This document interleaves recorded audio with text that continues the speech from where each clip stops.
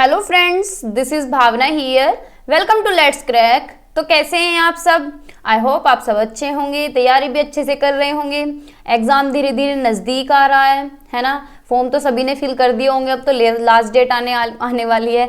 अब तो कर दो, अगर किसी ने नहीं किया है तो लास्ट डे फिर साइट बिजी हो जाती है, ठीक है।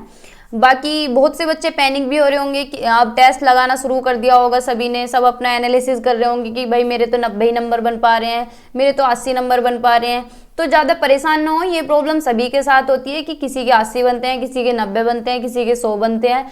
तो आप बस प्रैक्टिस करते रहिए, धीरे धीरे ये मार्क्स भी इम्प्रूव हो जाएंगे, ठीक है। और ये देखते रहें कि कौन से पोर्शन में आपके नंबर कट रहे हैं, बस वहाँ थोड़ा सा एफर्ट्स डालिए, बाकी इम्प्रूव हो जाएंगे, ठीक है।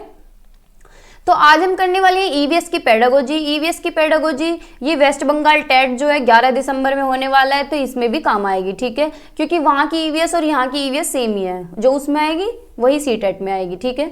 तो हम वैसे तो सीटेट को ही टारगेट कर रहे हैं, लेकिन वहाँ भी आपको ये काम करेगी जो बच्चे वेस्ट बंगाल टेट देने जा रहे हैं, ठीक है। तो स्टार्ट करते हैं ईवीएस की पेडागोजी। हम कंप्लीट रिवीजन करेंगे, मैंने सारे पॉइंट रखे हैं। बाकी इसके सेशन 2 भी हो सकते हैं, मे बी आज भी कंप्लीट हो जाए या फिर कल भी हो सकता है, ठीक है। तो क्लास में बने रहिए, एक एक पॉइंट इंपॉर्टेंट है, आपका एक भी पॉइंट छूटना नहीं चाहिए। स्टार्टिंग करते हैं हम, ठीक है। तो काफ़ी सारी स्लाइड्स हैं इसमें, तो स्टार्ट करते हैं। सबसे पहले ईवीएस है क्या? ईवीएस क्या है? एक इंटीग्रेटेड सब्जेक्ट है। ईवीएस क्या है? एक इंटीग्रेटेड सब्जेक्ट है। ये आपको पता होना चाहिए क्योंकि कॉमन सी बात है और पूछ भी लेता है कि ईवीएस के अंदर क्या क्या आता है। जो एनवायरमेंटल साइंस है, इसके अंदर सोशल साइंस भी आता है कि भाई हम ये जो क्ले होते हैं, फोर्ट्स हैं, यानी फोर्ट्स होते हैं, राजा महाराजाओं के बारे में भी पढ़ते हैं, तो वो भी ईवीएस के अंदर आते हैं टॉपिक, है ना, हमने पढ़े हैं ना कंटेंट में।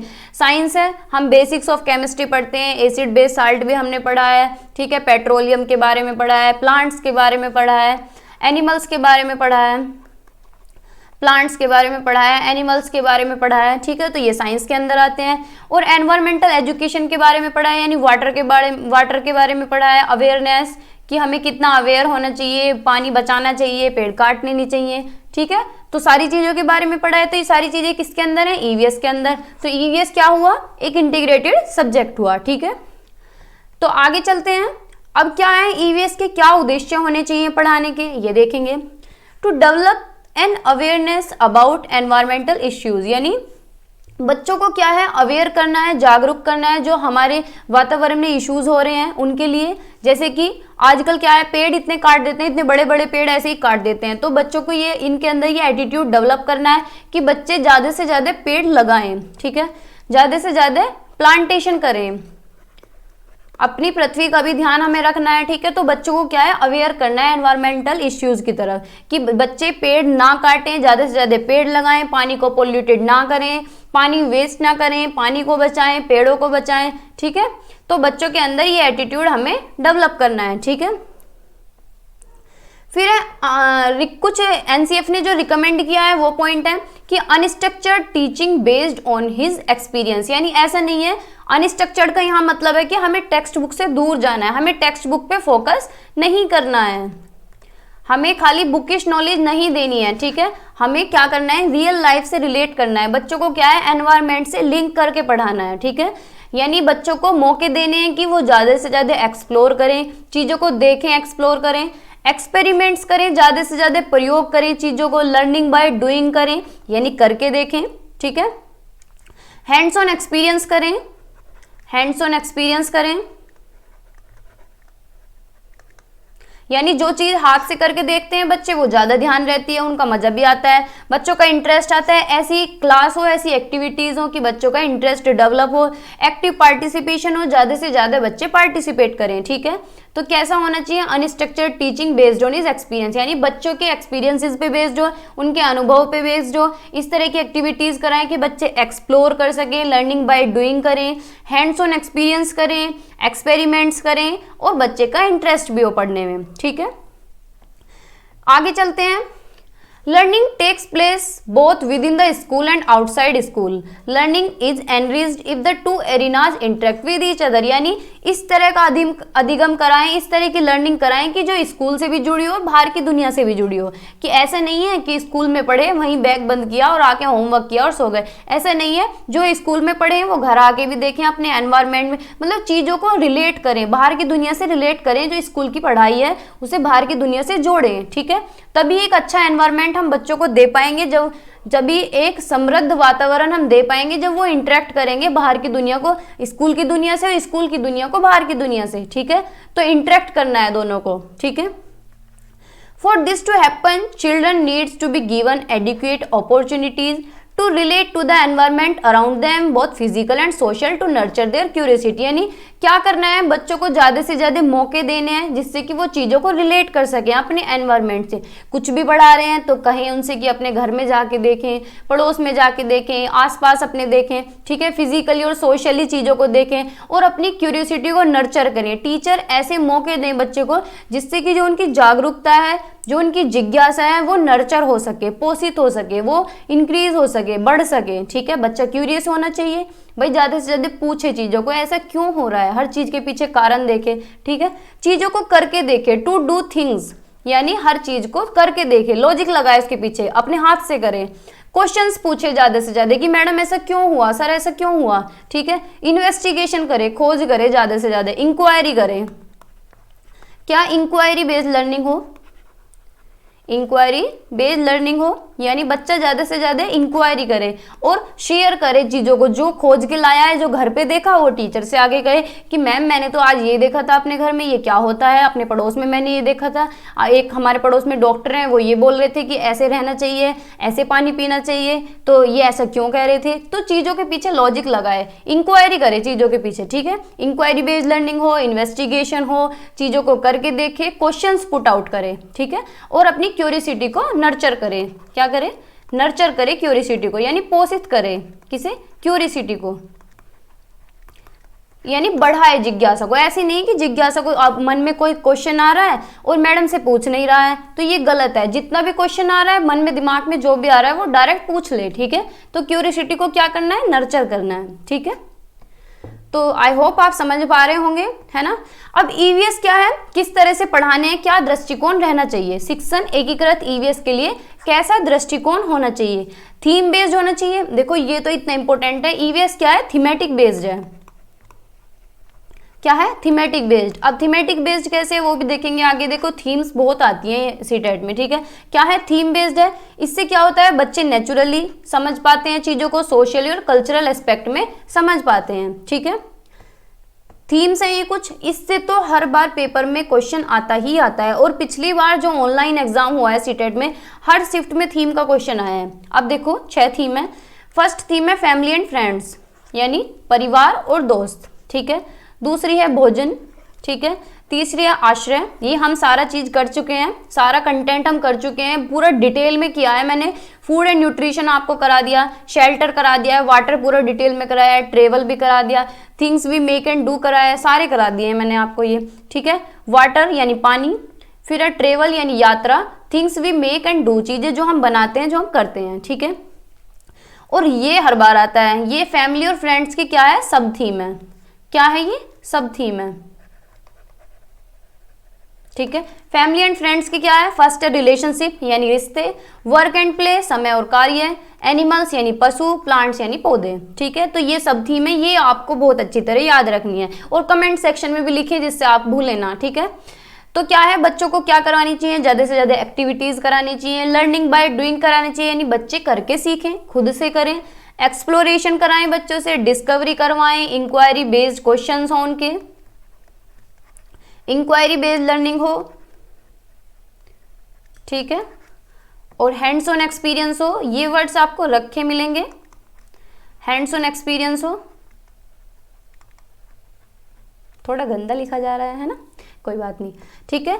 और कैसे सीख सकते हैं, कैसे एक्टिविटीज कर सकते हैं, एक्टिविटीज में किसकी हेल्प ले सकते हैं, अपने फैमिली मेंबर्स की ले सकते हैं। भाई कोई भी एक्टिविटी कर रहे हैं तो अपने घर परिवार वालों की हेल्प तो ले ही सकते हैं, कम्युनिटी मेंबर्स की ले सकते हैं, न्यूज़पेपर की हेल्प ले सकते हैं, और आज के टाइम में सबसे जो इंपॉर्टेंट है इंटरनेट की हेल्प ले सकते हैं, ठीक है। आजकल तो सबसे पहले किसी से पूछने से अच्छा है अपने आप इंटरनेट पे देखो, चीजें मिल ही जाती हैं, है ना। फिर आगे हैं ये थीम कैसे स्ट्रक्चर्ड होती है, कैसे संरचित किया जाती है। देखो क्लास 3rd में जब बच्चा होता है तो वो पढ़ता है कि खाना, cooking and eating in family, जो खाना बनता है घर में और जो हम खाते हैं ये पढ़ता है। व्हाट वी ईट, हम क्या खाते हैं, मतलब 3rd क्लास में यही चैप्टर होंगे कि हम क्या खाते हैं, हम कितनी तरह की दाल खाते हैं, कौन कौन सी सब्जियां खाते हैं, एनिमल्स क्या खाते हैं, ठीक है। तो 3rd क्लास में ये थीम होती है, ये होता है। 4th क्लास में फूड कहाँ से आता है, कैसे फूड ग्रो करता है, यानी खाना कैसे ग्रो होता है, ठीक है, और हम तक कैसे पहुंचता है, हमारे पास तक खाना कैसे आता है, ठीक है। फिर क्लास 5th में हम क्या पढ़ते हैं, हार्डशिप फेस्ड बाय फार्मर्स, यानी जो फार्मर्स खाना उगाते हैं उन्हें क्या क्या दिक्कतें झेलनी पड़ती हैं। जैसे कि बारिश आ जाए, बहुत ज़्यादा तेज बारिश आ रही है तो बारिश में फसल खराब हो सकती है, और तूफान आ रहा है, आंधी आ रही है तो फसल खराब हो सकती है, और बारिश नहीं पड़ रही है, बहुत ज़्यादा धूप पड़ रही है, ठीक है, और पानी मिल नहीं पा रहा है, सिंचाई नहीं हो पा रही है तो क्या दिक्कत हो सकती है, और जो खाना स्पॉइल हो जाता है वो कहाँ जाता है। तो इस तरह की थीम्स 5th क्लास में पढ़ी जाती हैं, ठीक है।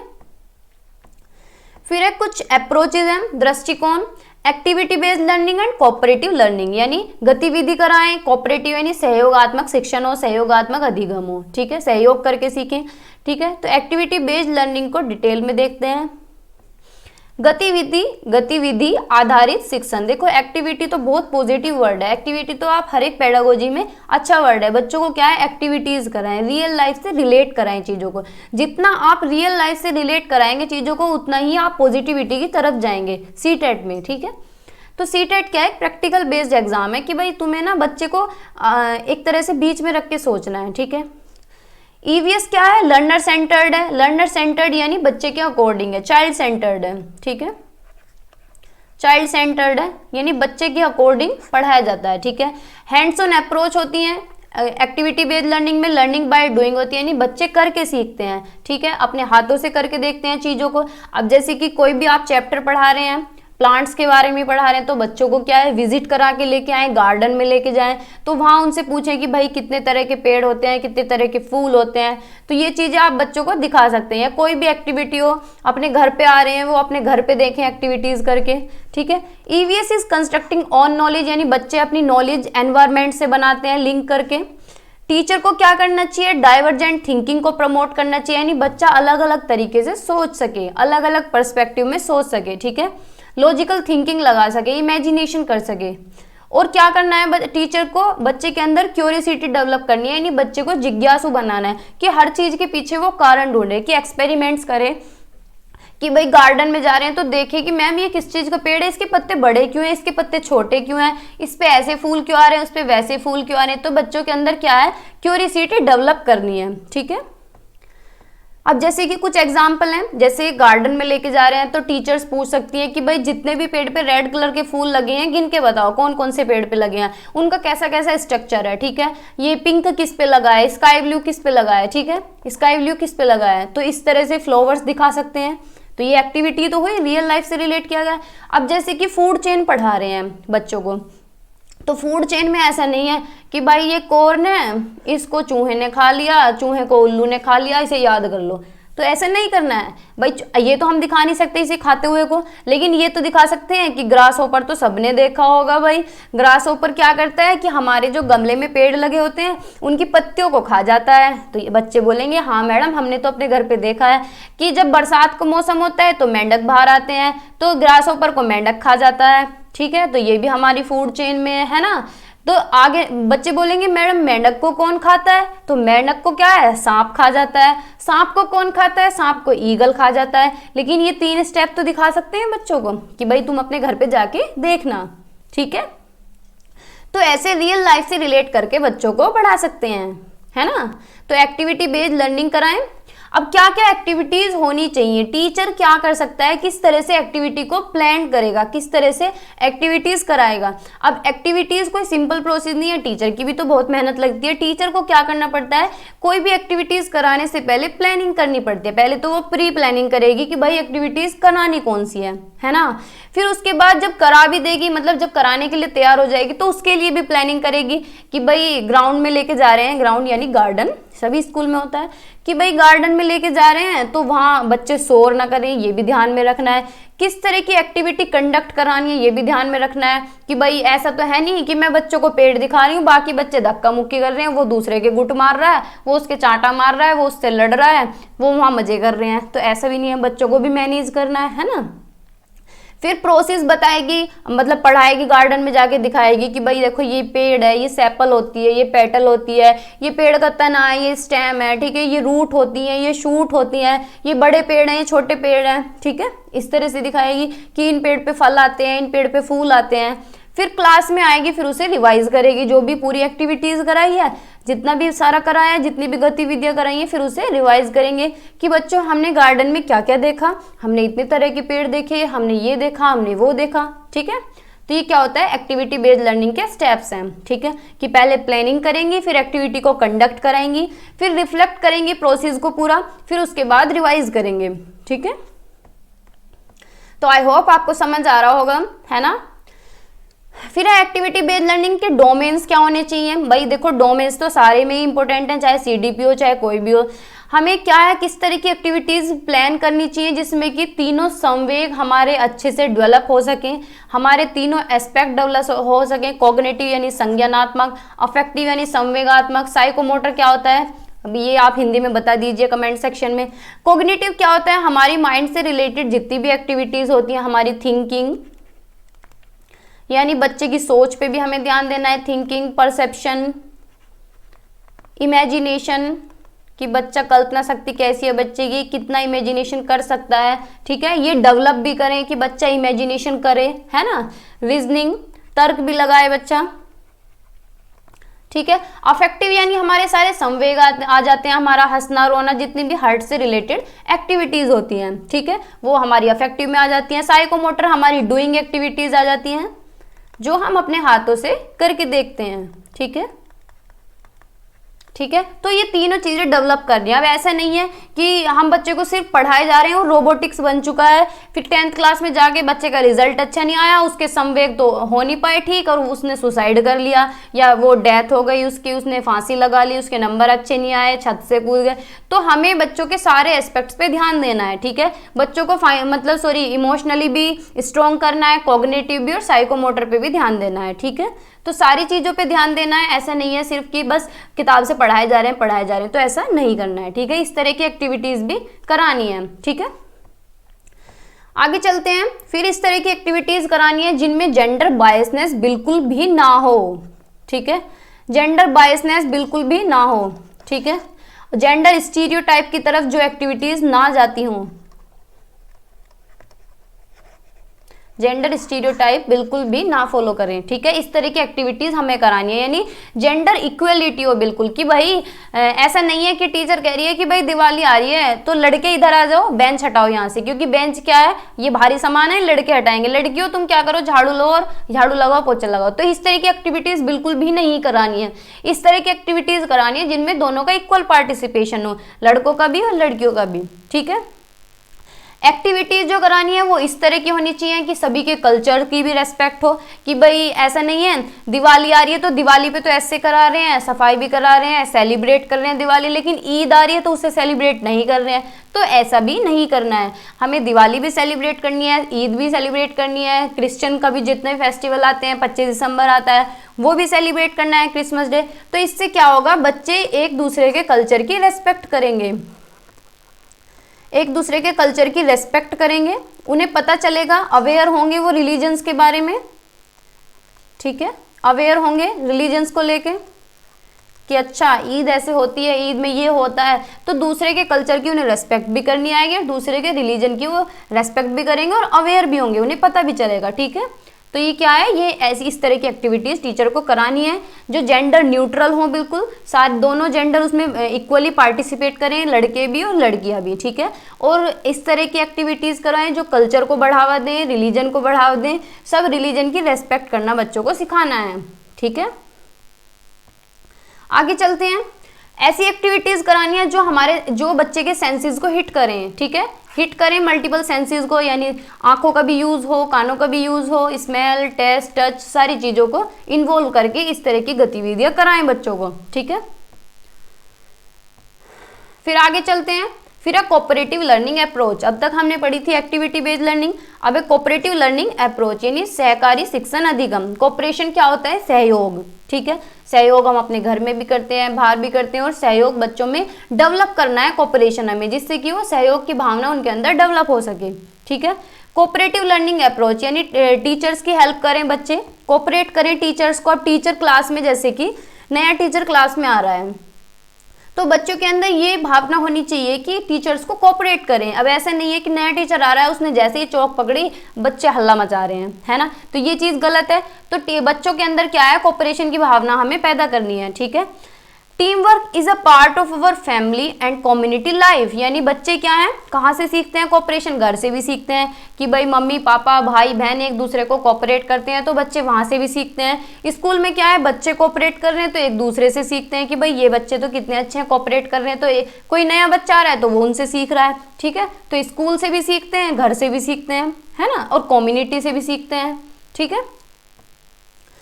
फिर क्या है एडवांटेज, क्या है कोऑपरेटिव लर्निंग की, ability to appreciate others perspective and view point, यानी क्या करना चाहिए, सहयोग करना चाहिए और दूसरे के पर्सपेक्टिव को भी ध्यान में रखना चाहिए, दूसरे के व्यू पॉइंट को भी अप्रिशिएट करना चाहिए। यानी जैसे कि अपना व्यू पॉइंट रख रहे हैं, ठीक है भाई हमारी बात तो सही है, सबको अपनी बात ठीक लगती है, भाई सामने वाले बंदे की भी तो हमें सुननी चाहिए, दूसरे का व्यू पॉइंट भी तो ठीक हो सकता है, तो उसे भी अप्रिशिएट करें, दूसरे के पर्सपेक्टिव को भी अप्रिशिएट करें। दूसरा कुछ कह रहा है तो हाँ भाई तेरी बात भी ठीक हो सकती है ना, तो दूसरे को भी अप्रिशिएट करें। इस तरह की एबिलिटी बच्चों के अंदर डेवलप करनी है, ठीक है। और इसका फायदा भी है कोऑपरेटिव लर्निंग का, डेवलप इंटरपर्सनल स्किल, यानी सहयोगात्मक लर्निंग से क्या होता है, बच्चों के अंदर इंटरपर्सनल स्किल्स भी डेवलप होते हैं। इंटरपर्सनल स्किल क्या होता है, दूसरे को समझना, दूसरे की फीलिंग्स को समझना, दूसरे की फीलिंग्स को समझना, इमोशंस को समझना, ठीक है, ठीक है, दूसरे को समझना, दूसरे की बातचीत को समझना कि भाई दूसरा क्या कहना चाह रहा है, ठीक है, किस वे से वो कह रहा है, वो कह रहा है तो ठीक कह रहा होगा, ठीक है। Develop skill of conflict management, अब ऐसा नहीं है भाई जब ग्रुप में काम कर रहे हैं, एक दूसरे को कोऑपरेट करके काम कर रहे हैं, टीम में काम कर रहे हैं, तो भाई वहाँ सब अपने अपने विचार भी रखेंगे। अब विचार रखेंगे तो फिर वहाँ पे कॉन्फ्लिक्ट भी होगा, यानी द्वंद्व भी होगा, भाई लड़ाई झगड़ा भी तो हो सकता है कि भाई मेरी बात ठीक है, किसी की भी ठीक नहीं है, बस मैं ही ठीक हूँ, ठीक है, तो वो कहेगा नहीं मैं ठीक हूँ, तो लड़ाई भी तो हो सकती है। तो क्या होता है, कॉन्फ्लिक्ट मैनेज भी करना आना चाहिए, यानी लड़ाई को मैनेज करना भी आना चाहिए, इस तरह से ना करें, ठीक है, दूसरे के पर्सपेक्टिव को भी देखें, तो ये मैनेज करना भी आना चाहिए, ठीक है, इस तरह की स्किल्स भी डेवलप करनी चाहिए। Social learning and peer learning, यानी सोशली लर्निंग करें, समाज से सीखें और एक दूसरे से सीखें, फ्रेंड सर्कल में सीखें, ठीक है। बच्चे एक दूसरे की भाई मुझे तो ये चीज़ समझ नहीं आया यार तू समझा दे, छोटे बच्चे करते हैं, छोटे हो चाहे बड़े हो, देखो ये तो सभी में ही होना चाहिए कि पीयर लर्निंग तो बहुत अच्छी होती है, भाई मेरी समझ में नहीं आया तू बता दे, ठीक है। फिर लास्ट में क्या होता है, सेंस ऑफ अचीवमेंट, जब बच्चों को समझ आ जाता है तो उन्हें लगता है भाई मुझे तो सब समझ आ गया, अब मेरे से ऊपर कोई नहीं है ना, मैं तो चुटकियों में कर दूंगा सब कुछ, ठीक है। फिर लास्ट में क्या होता है, सेंस ऑफ अचीवमेंट डेवलप होता है बच्चों के अंदर, ठीक है। तो कोऑपरेशन लर्निंग बहुत अच्छी होती है, बच्चों के अंदर कोऑपरेशन की भावना होनी चाहिए, ठीक है। तो ये कुछ पॉइंट है, ability to appreciate others perspective and view point, दूसरों को अप्रिशिएट करना चाहिए, दूसरों के व्यू पॉइंट को, इंटरपर्सनल स्किल्स डेवलप हो, कॉन्फ्लिक्ट मैनेज करना आना चाहिए बच्चों को, ठीक है, सोशल लर्निंग और पीयर लर्निंग हो और सेंस ऑफ अचीवमेंट हो, ठीक है। फिर है मेथड्स ऑफ लर्निंग, यानी सीखने के तरीके, कौन कौन से तरीके होने चाहिए। प्रोसेस स्किल यानी प्रक्रिया कौशल, सबसे पहले बेसिक स्किल्स हैं, देखो प्राइमरी में तो बेसिक स्किल्स ही पूछी जाएंगी, एडवांस स्किल पूछी जाएंगी सेकेंडरी में, यानी जब हम साइंस पढ़ते हैं, ठीक है। तो ये प्राइमरी की हैं बेसिक स्किल्स, मतलब एक तरह से हम प्राइमरी में ही मानते हैं इन्हें, ये सेकेंडरी की हैं। ठीक, तो कोई भी प्रोसेस हम कर रहे हैं, कुछ भी हम करने जा रहे हैं, तो पहले चीज़ों को ऑब्जर्व करेंगे, देखेंगे कि भाई क्या है, क्या चल रहा है, मसला है ना। फिर क्लासीफाई करेंगे, उन चीज़ों को कैटेगरी में बांटेंगे, फिर कम्युनिकेट करेंगे, चर्चा करेंगे आपस में कि भाई ठीक है नहीं है। फिर मीज़र करेंगे यानी मापेंगे, फिर एस्टिमेट करेंगे, फिर प्रिडिक्ट करेंगे यानी अनुमान लगाएंगे, और फिर उसके निष्कर्ष पे जाएंगे। ठीक है, तो ये तो हुई एक तरह से सीरीज। ये आपसे पूछ सकता है, ये रख के दे देगा कॉमन लगा लगा के कि भाई आगे पीछे कर देगा कि कौन सा सही है, तो ये आपको ध्यान में रखना है। एडवांस स्किल में देखेंगे कि चीज़ों को पहले आइडेंटिफाई करेंगे, जो डेटा है उसके वेरिएबल्स को देखेंगे, हाइपोथाइज करेंगे यानी परिकल्पना करेंगे, इंटरप्रेट करेंगे डाटा को, डिफाइन करेंगे, फिर एक्सपेरिमेंट करेंगे, और फिर बाद में मॉडल को कंस्ट्रक्ट करेंगे। ठीक है, तो सबसे पहले देखते हैं ऑब्जर्वेशन यानी अवलोकन विधि। नाम से ही पता चल रहा है ऑब्जर्वेशन यानी ऑब्जर्व कर रहा है, बच्चा देख रहा है, देख के सीख रहा है ना।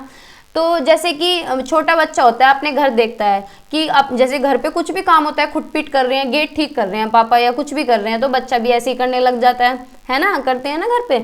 अब जैसे कि ये यहाँ जेंटलमैन है, ये यहाँ घास काट रहे हैं, तो बच्चा भी घास काटने लग गया, ये भी उन्हें ऑब्जर्व कर रहा है, ऑब्जर्व करके करने लगा। ठीक है, ये बच्चा क्या है, यहाँ पे ये काम कर रहा है, ये क्या है, स्लाइड से अलग कर रहा है, तो ये बच्चा क्या है, ऑब्जर्व कर रहा है। अब ये ऑब्जर्व कर रहा है, फिर ये खुद करेगा। ठीक है, तो ऑब्जर्व करता है दूसरों को देखना। ठीक है, अवलोकन विधि, ऑब्जर्व करके बच्चे इसमें सीखते हैं। फिर एक क्लासिफाइंग यानी वर्गीकृत करना, नाम से ही पता चल रहा है वर्गीकृत करना है यानी अलग अलग कैटेगरीज में डिवाइड करना। जैसे कि बच्चा कहता है कि भाई ये तो स्क्वायर है, चॉकलेट का भी ऐसे कर दिया कि ये भी स्क्वायर है। संतरा दिखा रहे हैं कि ये तो बॉल है, बॉल को भी बॉल बता रहा है, संतरे को कह रहा है ये भी बॉल है। यानी इनकी सिमिलरिटी के बेस पे कि ये भी गोल है, ये भी गोल है, ये भी बॉल की तरह का है, ये भी बॉल की तरह का है ना। तो इनकी सिमिलरिटी के बेस पे वर्गीकृत कर रहा है। फिर डिफरेंसेस के बेस पे कि छोटे बड़े डिब्बे हैं, भाई छोटा, फिर उससे बड़ा, फिर उससे बड़ा, फिर उससे बड़ा। ठीक है, तो इनके इंटर रिलेशनशिप्स पे, डिफरेंसेस पर, सिमिलरिटी के बेस पे क्लासीफाई कर रहा है। ठीक है, फिर है मीजरमेंट यानी माप। मीजरमेंट में क्या होता है, लेंथ, वॉल्यूम, मास यानी वेट, वजन, टेम्परेचर, तापमान और समय। ठीक है, तो इसके लिए क्या क्या इंस्ट्रूमेंट चाहिए, रूलर चाहिए, metre, rods, balances, graduated cylinder, calculator, stopwatch, thermometer, electrical instrument. तो ये चीज़ें तो मीजरमेंट के लिए चाहिए। मीजरमेंट होता है किसी चीज़ को मापना, किसी की हाइट मापना, किसी का वेट मापना, किसी का टेम्परेचर मापना।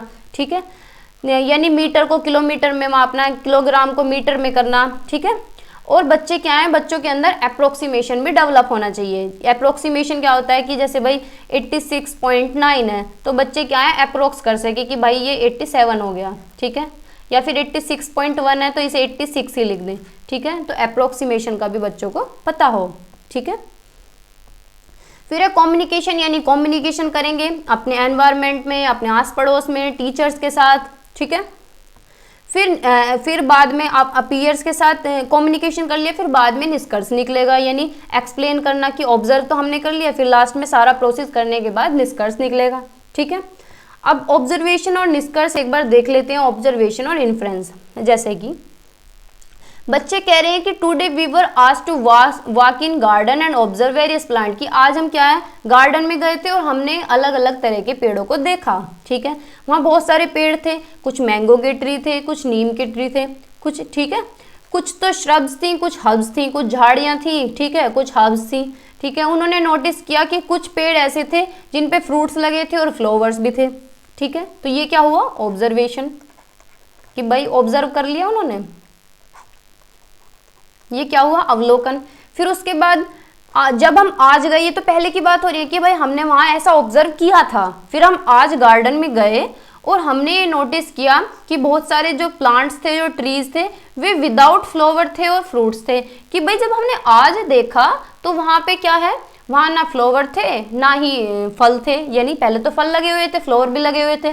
ठीक है, लेकिन ये किस वजह से हुआ कि बहुत ज़्यादा गर्म जलवायु हो रही है, बहुत ज़्यादा गर्मी हो रही है, गर्मियों का मौसम है और सन की वजह से हो रहा है, धूप इतनी तेज निकल रही है, बारिश हुई नहीं है 2-3 महीने से, जो घास है वो भी ब्राउन ब्राउन हो गई है और चारों तरफ क्या है, ग्रीन बिल्कुल भी नहीं लग रहा है। ठीक है, क्योंकि बारिश नहीं हो रही है। तो ये क्या हुआ, ये इन्फ्रेंस हुआ, ये निष्कर्ष है।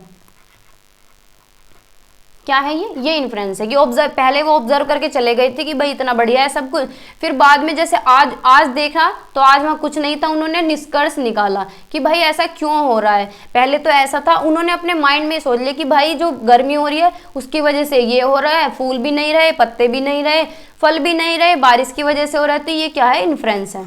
ठीक है, आई होप आप समझ गए होंगे। फिर हाइपोथाइजिंग, परिकल्पना करना। हाइपोथाइजिंग के स्टेप्स पूछ लेता है, लेकिन हाइपोथाइसिस का जो प्रोसेस है वो प्राइमरी में नहीं होता है। ठीक है, ये परिकल्पना होती है सेकेंडरी स्टेज में, लेकिन इसके स्टेप्स आ जाते हैं सीरीज में लगाने के लिए। ठीक है, जैसे कि हाइपोथाइजिंग में क्या करेंगे, पहले ऑब्जर्व करेंगे किसी भी चीज को, फिर उस पर परिकल्पना करेंगे, फिर उसका एक्सपेरिमेंट करेंगे, फिर बाद में कंक्लूजन पे जाएंगे, यानी थ्योरी पे बाद में जाएंगे। जैसे कि कोई भी है भाई, मैंने क्या है, मैंने अपना TV is not getting switched on, यानी टीवी का स्विच लगाया बोर्ड में, टीवी नहीं चला, तो भाई मैंने ऑब्जर्व करा कि why TV is not getting on, TV क्यों नहीं चल रहा है, भाई क्या प्रॉब्लम है, what is the problem, is the TV faulty, क्या टीवी में कोई फॉल्ट है? मैंने देखा, तो मैंने हाइपोथाइज किया, मैंने परिकल्पना करी टीवी फॉल्टी है, या फिर इलेक्ट्रिसिटी नहीं है, या फिर प्लग नहीं वर्क कर रहा है। ठीक है, फिर मैंने टेस्टिंग करी, यानी मैंने एक्सपेरिमेंट करा कि भाई मैं यहाँ टीवी की जगह कुछ और लगा के देखती हूँ, मैंने यहाँ चार्जर लगाया, चार्जर चल गया भाई, फोन तो चार्जिंग चल रही है, तो भाई मेरा टीवी ही खराब है। यानी बाद में कंक्लूजन निकला कि भाई या तो टीवी के इसमें वायर में दिक्कत है या फिर टीवी में दिक्कत है, बाद में मुझे पता चला कि मेरा तो टीवी ही फॉल्टी है। ठीक है, तो कंक्लूजन क्या निकला कि टीवी खराब है, पहले ऑब्जर्व करा, फिर हाइपोथाइज करा, फिर एक्सपेरिमेंट करो, फिर बाद में कंक्लूजन पे गए। ठीक है, तो आई होप आपको ये समझ आया होगा। फिर स्मॉल ग्रुप डिस्कशन। देखो डिस्कशन तो बहुत अच्छी चीज़ है कि बच्चों को डिस्कशन कराना चाहिए, ये भी एक्टिविटीज़ में ही आता है। ठीक है, डिस्कशन पॉजिटिविटी की तरफ जाता है ऑप्शन। छोटे समूह में निर्णय, डिस्कशन कैसे करना चाहिए, learning through engagement of peer groups, यानी बच्चों को डिस्कशन कराना चाहिए, बच्चों को एक साथ जोड़ के एंगेज करना चाहिए, ज़्यादा से ज़्यादा बच्चे पार्टिसिपेट कर सके। और कैसे पार्टिसिपेट करें, एक्टिवली पार्टिसिपेट करें, एक्टिवली पार्टिसिपेट करें। समझ तो आ रहा है ना सभी को, है ना, बताते रहना। ठीक है, क्या है, बच्चों को एंगेज करें, यानी इकट्ठा करें कि भाई सभी लोग क्या है, डिस्कशन करें, आपस में चर्चा करें। ठीक है, इससे क्या होगा, बच्चे के अंदर इंटरपर्सनल स्किल्स डेवलप होंगी। एक भाई जब डिस्कस करेंगे तो एक दूसरे को समझेंगे भी। अब अगर आप मेरे साइड में बैठे होते या मेरे सामने बैठे होते और हम लोग डिस्कस कर रहे होते, तो आप अच्छे से समझ पाते, मुझे भी समझ पाते मैं क्या कहना चाह रही हूँ, और मैं आपको समझ पाती। भाई अब तो हम दूर हैं, आप सिर्फ मुझे ही समझ पा रहे हो, मैं आपको नहीं समझ पा रही कि भाई आपको क्या समझ आ रहा है क्या नहीं आ रहा, लेकिन मैं कोशिश तो कर रही हूँ ना समझाने की। ठीक है, तो इंटरपर्सनल स्किल्स डेवलप होती है भाई, जब डिस्कशन होता है तो दूसरों को समझा भी जाता है। Develop skill of conflict management, वही बात है कि कन्फ्लिक्ट मैनेज करना भी डेवलप होगा कि भाई लड़ाई झगड़ा ना करें, दूसरे के पॉइंट ऑफ व्यू से भी देखें कि भाई दूसरा भी तो सही कह सकता है। अब जब डिस्कशन होगा तो चार बात आप भी कहेंगे, भाई तीसरा बंदा भी कहेगा, चौथा बंदा भी कहेगा, मैं भी कहूँगी, तो भाई झगड़ा भी तो हो सकता है। तो इस तरह की स्किल्स भी डेवलप हों कि कन्फ्लिक्ट मैनेज करना है। ठीक है, और लर्निंग कैसी हो, एक्टिव लर्निंग हो, बिल्कुल एक्टिवली बच्चा सीखे। ऐसा नहीं है कि ग्रुप में ऐसे बैठे हैं कुर्सी पे पीछे कमर लगा के सुस्त होके पैसिवली सीख ले, तो ऐसा नहीं है, एक्टिवली बच्चा सीखे। अंडरस्टैंड मल्टीपल पर्सपेक्टिव, यानी अलग अलग पर्सपेक्टिव में समझे चीज़ों को, है ना। जैसे चार लोग कह रहे हैं भाई, दूसरा बंदा कह रहा है, तीसरा कह रहा है, सभी का पर्सपेक्टिव समझे। ठीक है, तो ये क्या हुआ, स्मॉल ग्रुप डिस्कशन। अब आगे और देखते हैं। अब जो स्मॉल ग्रुप डिस्कशन है, नाम से ही पता चल रहा है ग्रुप डिस्कशन, तो ग्रुप में ही होगा, अकेला बच्चा तो देगा नहीं। जैसे कि कुछ भी क्वेश्चन है कि what does your city need the most, यानी मैडम क्वेश्चन पूछ रही है, ग्रुप बैठाया हुआ है कि भाई तुम क्या चाहते हो कि तुम्हारी सिटी में पार्क ज़्यादा हो कि रोड्स हो। तो भाई अगर एक ही बच्चा और डिस्कशन के लिए, तो वो तो कह देगा मैडम रोड्स, ये मैडम पार्क्स, है ना। और अगर ग्रुप में होंगे तो कोई रोड्स कहेगा, कोई पार्क्स कहेगा। पार्क्स होने चाहिए तो क्यों होने चाहिए, रोड्स होनी चाहिए तो क्यों होनी चाहिए। तो क्या है, ग्रुप डिस्कशन क्या करता है, बच्चे को आउट ऑफ बॉक्स सोचने में हेल्प करता है, यानी बच्चा ज़्यादा से ज़्यादा सोच सकता है कि भाई जब अगर वो कहेगा कि पार्क होने चाहिए, तो मैडम पूछेगी भाई पार्क क्यों होने चाहिए, वो कहेगा कि मैडम एनवायरनमेंट अच्छा रहता है, पेड़ होते हैं पार्क में, और ज़्यादा पोल्यूशन जो होता है एब्जॉर्ब कर लेते हैं पेड़, अच्छी हवा मिलेगी, हमें शुद्ध हवा मिलेगी। ठीक है, और जितनी ज़्यादा रोड होंगी वो पोल्यूशन होगा। तो क्या है, बच्चा आउट ऑफ बॉक्स सोच सकता है, यानी बच्चा क्या है, डाइवर्जेंट थिंकिंग लगा सकता है। क्या लगा सकता है, डाइवर्जेंट थिंकिंग लगा सकता है। ओपन एंडेड सोचेगा बच्चा, ओपन एंडेड, ये स्पेलिंग गलत हो गई, कोई बात नहीं, ओपन एंडेड बच्चा सोचेगा, ठीक है। तो स्मॉल ग्रुप डिस्कशन में क्या होता है, सिंगल पर्सन नहीं होता है, ठीक है, ग्रुप में ही डिस्कशन होता है, ठीक है। फिर है स्मॉल ग्रुप डिस्कशन, दोबारा मतलब आगे की जो पॉइंट है कि डिफरेंट बिलीफ्स एंड कल्चर। अब जब बच्चे डिस्कशन करेंगे, एक साथ बैठे रहेंगे, तो दूसरे के कल्चर को भी समझेंगे, दूसरे की संस्कृति को भी जान पाएंगे कि भाई तुम्हारे यहाँ ईद मनी है, तुम्हारे यहाँ दिवाली मनी है, तुम्हारे यहाँ क्रिसमस डे मना है, तो दूसरे के कल्चर को भी जान पाएंगे, ठीक है। विश्वास भी बनेगा, रेस्पेक्ट भी बनेगी, दूसरे के कल्चर की क्या करेंगे, रेस्पेक्ट भी करेंगे, है ना, दूसरे के कल्चर की रेस्पेक्ट भी करना सीखेंगे। लर्निंग अबाउट रेस्पेक्टिंग डाइवर्सिटी, यानी विभिन्नता की भी रेस्पेक्ट करेंगे। भाई जब 10 लोग एक जगह बैठेंगे, 20 बच्चे या 10 बच्चे एक साथ बैठेंगे और 10 रिलीजन के हों, अलग अलग डाइवर्सिटीज से हो, कोई किसी बैकग्राउंड से हो, कोई किसी बैकग्राउंड से हो, तो बच्चे क्या है, डाइवर्सिटी की भी रेस्पेक्ट करेंगे, विभिन्नता को भी अपनाएंगे, ठीक है ना। फिर है प्रोजेक्ट और सर्वेज फॉर ईवीएस, यानी प्रोजेक्ट भी कराने चाहिए, सर्वे भी कराने चाहिए ईवीएस में। अब देखो प्रोजेक्ट क्या है कि टीचर क्या कह रही है कि भाई तुम्हारे इलाके में जो बाढ़ आई है, या किसी भी इलाके में बाढ़ अगर आ रही है तो उसके पीछे का कारण ढूंढो, क्या हो सकता है कि बाढ़ क्यों आ रही है ना, क्या उसका सॉल्यूशन है, अगर बाढ़ आ रही है तो किस तरह बचा जा सकता है, किस तरह बाढ़ वाले इलाकों में लोग कैसे रहते होंगे, जब बाढ़ आ जाती होगी तो घर में रहते होंगे तो कैसे रहते होंगे, किस तरह उस प्रॉब्लम को टैकल करते होंगे, है ना। तो मैडम क्या है, प्रोजेक्ट दे रही है। ये क्या हो रहा है कि बच्चे को प्रोजेक्ट दे रही है, तो ये रियल लाइफ सिचुएशन हो गई, तो बच्चा क्या है, अपना दिमाग लगाएगा कि भाई पड़ोस में पूछेगा, देखेगा, अपने जिले में देखेगा कि भाई क्या क्या कारण हो सकते हैं, उसका सॉल्यूशन खोजने की कोशिश करेगा, है ना, कि भाई बाढ़ आ रही है तो क्यों आ रही है, क्या हो रहा है, लोग कैसे रहते होंगे, अपने पड़ोस में जाएगा, घर परिवार में पूछेगा, तो लोगों से क्या है, सर्वे करेगा। तो सर्वे भी कराने चाहिए, प्रोजेक्ट भी कराने चाहिए। अब इसकी मेरिट्स क्या है, एक्सपीरियंस जो होता है, भाई अब सर्वे कर रहा है, घर घर जा रहा है, लोगों से पूछ रहा है, तो क्या होगा, उसे रियल लाइफ एक्सपीरियंस मिलेगा, है ना। कैसा मिलेगा, रियल लाइफ एक्सपीरियंस मिलेगा। और सबसे बड़ी बात है लर्निंग बाय डूइंग, यानी खुद से कर रहा है वो, भाई कॉपी लेके घूम रहा है, सॉल्यूशंस ढूंढ रहा है, पूछ रहा है कि भाई जिस इलाके में बाढ़ आती है वहाँ लोग कैसे रहते होंगे, तो अपना भी दिमाग लगा रहा है, लोगों के भी व्यूज देख रहा है ना, तो रियल लाइफ एक्सपीरियंस मिल रहा है उसे, है ना। अरे ये क्या हो गया ठीक है। और जो रियल लाइफ एक्सपीरियंस होता है वो क्या होता है, ज़्यादा देर तक रुकता है, यानी ज़्यादा लॉन्गर चलता है, हमारे दिमाग में स्टे कर जाता है। जैसे आपने बचपन में जो भी एक्टिविटीज़ करी होंगी वो आपको अब तक याद हैं, तो भाई कैसे याद है वो ऐसे ही तो याद है कि आपकी भाई रियल लाइफ सिचुएशंस थी तो आपको याद है। बहुत से बच्चे ऐसे होते हैं कि बचपन में ये क्या होते हैं, नहर में नहाने जाते हैं, झोड़ में नहाने जा रहे हैं, तालाब में, कहीं पे भी जा रहे हैं, जो आसपास मतलब गांव के इलाके के जो बच्चे होते हैं वो नहाते तो छोटेपन में और याद रहती है बहुत आगे तक जाके, तो कैसे रहती है भाई, रियल लाइफ सिचुएशन है तो सभी को याद रहेगी। तो जो रियल लाइफ लर्निंग होती है वो क्या होती है, लास्ट लॉन्गर होती है, यानी ठीक है, स्टे करती है दिमाग में, है ना।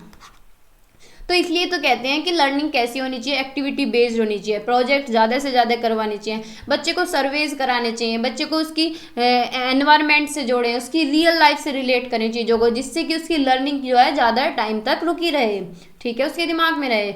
और क्या होता है इन प्रोजेक्ट से, सर्वे से, एक्टिविटीज से क्या करता है, बच्चे के अंदर डिस्कवर करना आ जाता है, बच्चा चीज़ों को खोजता है, ठीक है, एक्सप्लोर करता है, चीज़ों को देखता है कि भाई ऐसा भी हो सकता है, ऐसा भी हो सकता है ना। फिर कुछ इसके डिसएडवांटेज भी हैं कि भाई अगर हम प्रोजेक्ट करा रहे हैं तो ऐसा तो है नहीं कि भाई प्रोजेक्ट का नाम लिया और प्रोजेक्ट 1 घंटे में पूरा हो गया, तो ये क्या होता है, टाइम कंज्यूमिंग भी होता है, भाई टाइम भी लगता है। भाई जब बच्चा सर्वे करेगा या कोई भी प्रोजेक्ट के लिए सर्वे करेगा तो टाइम तो लगता ही है ना।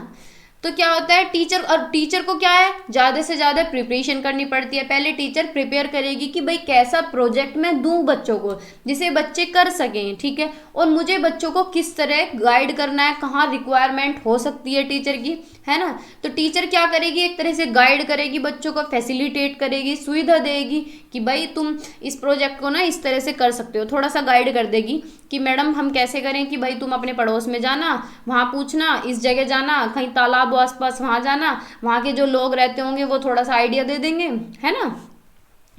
तो प्लानिंग भी करेगी, एग्जीक्यूट भी करेगी, मूल्यांकन भी करेगी, नहीं इवेल्युएट भी करेगी, और फिर प्रोजेक्ट को रिकॉर्ड भी करेगी। ठीक है, जब प्रोजेक्ट बच्चे करके लेके आएंगे तो उसे रिकॉर्ड भी करेगी। तो ये क्या है, बहुत टाइम कंज्यूमिंग है, टाइम भी बहुत लगता है ना। किसी भी प्रोजेक्ट को करने में टाइम तो लगता ही है। फिर है विजिट फॉर लर्निंग। भाई ये बहुत अच्छा तरीका है ईवीएस को लेके, कि ईवीएस को किस तरह से पढ़ाना चाहिए। ये क्वेश्चन तो इतने आते हैं बहुत ज़्यादा कि बच्चों को क्या करना चाहिए, जूस लेके जाएं, बच्चों को चिड़ियाघर लेके जाएं। ठीक है, उससे क्या है, रियल लाइफ एक्सपीरियंस मिलेगा बच्चे को। ठीक है, बच्चे जब सामने से देखेगा, ओहो शेर तो भाई इतना बड़ा होता है, किताब में तो इतना ही छोटा दिखता है। ठीक है, और इतनी तरह की चिड़िया होती हैं, अरे इतने जानवर होते हैं, मैंने तो कभी नहीं देखा ये वाला। तो नई नई वेराइटीज देखेगा, चिड़ियाघर जाएगा तो भाई। ठीक है, और क्या है, फील्ड ट्रिप ऑर्गेनाइज करें। लेकिन फील्ड ट्रिप का मतलब ये नहीं है कि भाई कुरकुरे भर के लेके जा रहे हैं, चिप्स भर के लेके जा रहे हैं, बच्चे मस्ती कर रहे हैं, मजे मार रहे हैं, तूने उसके गुट मारा, मैंने उसके गुट मारा, मजे कर रहे हैं। तो ऐसा नहीं है। फील्ड ट्रिप लेके जाएं, लेकिन बच्चे क्या है, अपने साथ कॉपी रखें, डायरी रखें अपने साथ, और जैसे जू जा रहे हैं तो वहाँ रिकॉर्ड बनाएं कि भाई शेर, हमने ये चीज़ देखी, हम क्या क्या ऑब्जर्व कर रहे हैं। पार्क में जा रहे हैं तो पार्क में ऑब्जर्व कर रहे हैं, भाई कितने तरह के पेड़ होते हैं, वो कोई पेड़ छोटा है तो क्यों छोटा है, कोई पेड़ बड़ा है तो क्यों बड़ा है। ठीक है, कौन सी शब्द होती हैं, कौन सी हर्ब्स होती हैं, कौन से पेड़ पे फल आते हैं, कौन से पेड़ पे फूल आते हैं। ठीक है, तो बच्चे क्या है, ऑब्जर्व करें चीज़ों को और अपनी कॉपी में लिखें। म्यूजियम जाएं तो म्यूजियम जाएं, देखें भाई पेंडुलम लग रहा है, ये क्या होता है, फिर अपनी कॉपी में लिख लें कि मैडम से जाके पूछेंगे, मैंने साइंस म्यूजियम में पेंडुलम देखा था लटका हुआ। ठीक है, तो क्या है, अपनी कॉपी में एक रिकॉर्ड बनाएं, तो उस फील्ड ट्रिप से क्या है, बच्चों को रियल ऑब्जर्वेशन मिलेगा। ठीक है, डायरेक्ट ऑब्जर्वेशन मिलेगा, डायरेक्ट ऑब्जर्वेशन मिलेगा, यानी कॉन्क्रीटली देख पाएंगे वो चीज़ों को, है ना। ठीक है, तो क्या करते हैं, बच्चों को क्या है, एनवायरनमेंट से लिंक करके पढ़ाना चाहिए। और फिर लास्ट में टीचर क्या करे, जब फील्ड ट्रिप पूरी हो जाए तो आगे क्लास में फिर डिस्कशन करे कि बच्चों तुमने बताओ क्या क्या देखा, तुम जू गए थे तुमने क्या देखा, तुम पार्क में गए थे तो तुमने क्या देखा। ठीक है, तुम साइंस म्यूजियम गए थे तो तुमने वहाँ क्या देखा। ठीक है, तो फील्ड ट्रिप करने का मतलब होता है कि बच्चों को क्या है, रियल लाइफ नॉलेज दी जाए एनवायरनमेंट से लिंक करके, है ना।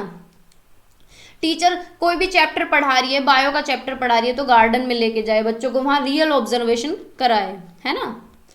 Carry a relevant sheet to record things, ask question. वही बात है कि बच्चे क्या है, अपने साथ शीट्स लेके जाएं और चीज़ों को रिकॉर्ड करें, और टीचर क्या करे, फिर लास्ट में आके क्वेश्चन पूछे कि बताओ तुमने साइंस म्यूजियम में क्या देखा, बताओ तुम जू गए थे तो तुमने वहाँ पे कितने तरह के एनिमल्स देखे, तुम गिन के लेके आए, है ना। तो क्वेश्चंस पुट आउट करें, इससे बच्चों की लर्निंग अच्छी होगी, बच्चों के अंदर इमेजिनेशन आएगी, सोचेंगे बच्चे दिमाग में कि भाई मैंने तो शेर को भी देखा था, मैंने वो देखा था, मैंने बिल्ली देखी, मैंने कुत्ते भी देखे, इतने तरह के कुत्ते थे वहाँ पे, है ना। तो क्या है, बच्चों की क्या है, इमेजिनेशन भी डेवलप होगी, डाइवर्जेंट थिंकिंग डेवलप होगी। ठीक है, फिर है experiment for teaching learning EVS. भाई ईवीएस में क्या है, एक्सपेरिमेंट्स भी कराने चाहिए बच्चों को, प्रयोग कराएं, जिससे कि वो हैंड्स ऑन एक्टिविटीज़ कर सकें, हैंड्स ऑन एक्सपीरियंस ले सकें। भाई जब एक्सपेरिमेंट करेंगे तो अपने हाथ से ही करेंगे, सीखेंगे भी। ठीक है, और खुद से करेंगे, लर्निंग बाय डूइंग करेंगे, और बच्चों को मज़ा भी आएगा, इंटरेस्ट भी आएगा, बोर भी नहीं होंगे बच्चे, है ना। तो बच्चों को मज़ा भी आना चाहिए, है ना। It in enabling children understand abstract concept. ठीक है, बच्चे क्या है, एब्स्ट्रैक्ट कंसेप्ट समझ सकेंगे। भाई पहले कॉन्क्रीट चीज़ें बच्चों को दिखानी होंगी, तभी वो एब्स्ट्रैक्ट की तरफ जाएंगे। एब्स्ट्रैक्ट होता है अमूर्त से मूर्त की तरफ। ठीक है, in providing practical knowledge, practical knowledge बच्चों को मिलेगी। Thinking skills through questioning. अब कौन कौन सी स्किल्स बच्चे के अंदर डेवलप हो सकती हैं, जैसे कि बच्चा क्लास में पूछे कि what if there was no sun, sorry madam पूछे कि अगर सन नहीं होगा तो बच्चों क्या होगा, तो बच्चे सोचेंगे भाई अगर सूरज ही नहीं होगा तो हमें धूप कहाँ से मिलेगी, धूप नहीं होगी तो कपड़े कैसे सूखेंगे, भाई धूप नहीं होगी तो ये काम कैसे होगा। वो मैडम कह रही है is air inside our body, तो बच्चे सोचेंगे क्या हमारे अंदर हवा होती है, क्या हमारे अंदर पानी होता है, हवा होती है तो कैसे जाती है, जाती है तो कैसे निकलती। ठीक है, तो इन सारी चीज़ों पे बच्चे क्या है सोचेंगे, तो बच्चों के अंदर क्या है क्यूरियसिटी डेवलप होगी, बच्चे क्या है क्यूरियस होंगे, जिज्ञासु होंगे, इमेजिनेशन आएगी।